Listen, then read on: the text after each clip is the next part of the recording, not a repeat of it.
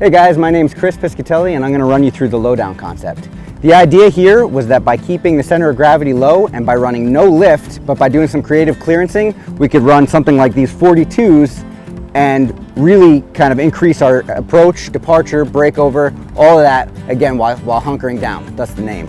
So some of the details on this include the custom hood, which has got a clear center power dome with the holes cut in it, so you can see the 392. The hood is carbon, as are the high flares. Again, with keeping it at a stock height, but going with so big with the tires, we had to do some creative work to kind of keep the flares high and out of the way.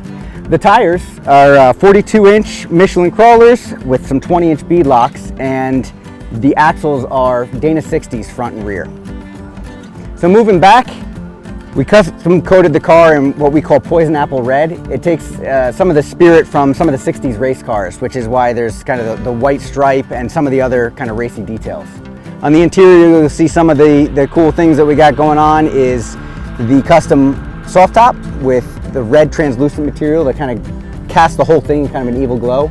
And then what you won't see that's not there is the radio. So the engine's all the noise and entertainment you need. So we got rid of the radio and put a custom radio delete dash in there.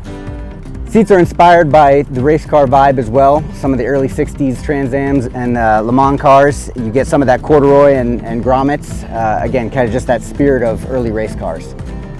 As we move back, again, you see kind of the clearance flares. For those of you familiar with Jeeps, we love LJs, and so we took the door handles off of the outside of this so that it kind of has that early kind of TJ, LJ elongated feel to it. Let me show you some details around the back.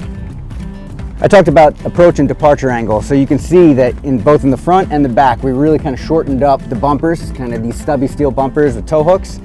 Even the tailgate we've cleaned up, and in lieu of a spare tire here, we've got the old kind of Jeep logo.